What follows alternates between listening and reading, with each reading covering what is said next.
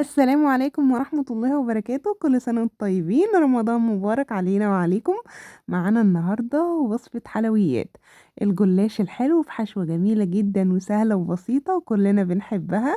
شايفين شكلها عامل ازاي؟ بجد طعمها وشكلها تحفة.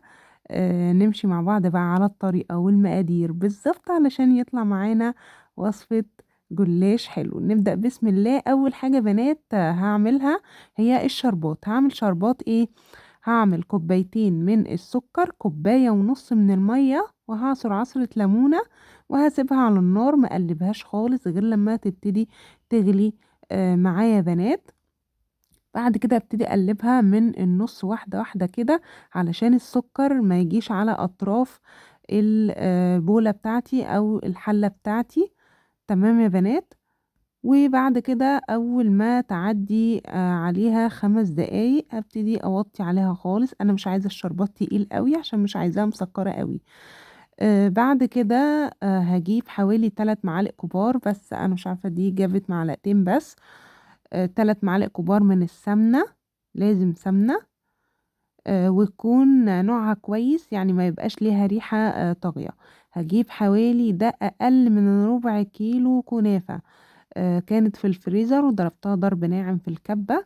طبعا ممكن تستغني عن خطوة الكنافة دي لو مش بتحبيها، بس بتدي طعم حلو جدا جدا جدا. هبتدي اشوحها كده. طبعا النار لازم تكون هادية وايدك ما تتشالش منها. هنشوحها كده واحدة واحدة لحد ما يبقى اللون المناسب ده اهو. هسيبها تبرد خالص يا بنات. لازم اقول لكم ان هي لازم تكون على نار هادية جدا، وايدك فيها، وطولي بالك كده عليها عشان كلها تطلع نفس اللون وما تطلعش محروقة. نضيف عليها ايه؟ انا ضفت عليها يا بنات سوداني. ممكن تحطيها كده، ممكن تحطي عليها زبيب، جوز هند. لو الامكانيات عندك متوفرة ان انتي تحطي بندق او لوز زي ما انتي حابة براحتك خالص. وممكن تشيلي خالص الكنافة وتحطي مكسرات اللي هي العادية السودانية. انا عن نفسي بحبها بالسوداني. هجيب بقى لفة الجلاش. لفة الجلاش دي كانت نص كيلو يا بنات اهو. هرشها كده رشة من السمنة.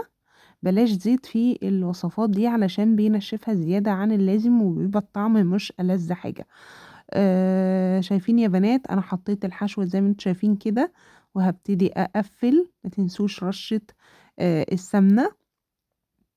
تمام اهو. ابتدي الفها رول كده زي ما انتم شايفين.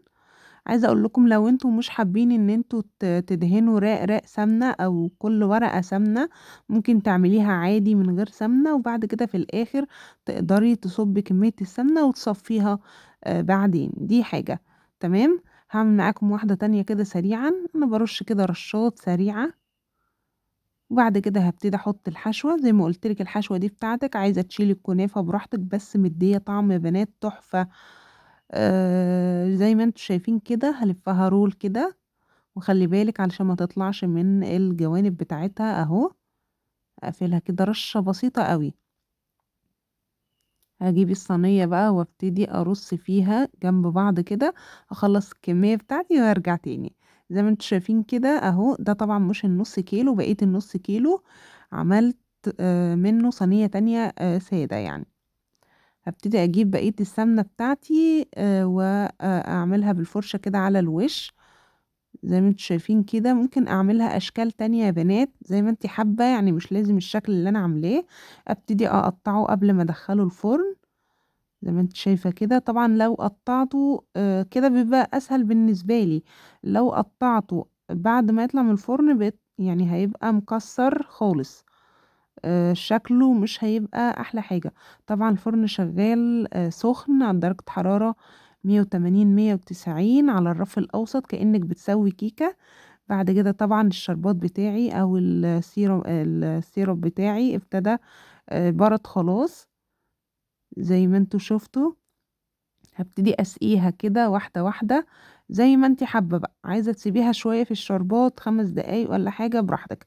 عايزة تقلبيها تقلبتين وتطلعيها برضو ده براحتك، بس ان شاء الله هيطلع طعمها مظبوط. بصوا بقى لو كنت سبتها، يعني حتى لو السكينة ما دخلتش فيها قوي، فمجرد ما قطمتها قطمة كده بقت سهلة بالنسبة لي إن أنا أفُكّها، طريقتها سهلة وطعمها مضبوط، شايفين السِوَى بتاعها عامل إزاي من الوش ومن الضهر، بُصّوا الحشوة بتاعتها كمان تحفة، أتمنى تجرّبوها بطريقتي، وأتمنى لو الفيديو عجبِك ما تنسيش تعملي لايك واشتراك وتفعّلي الجرس عشان يوصل لِك كل جديد، والسلام عليكم.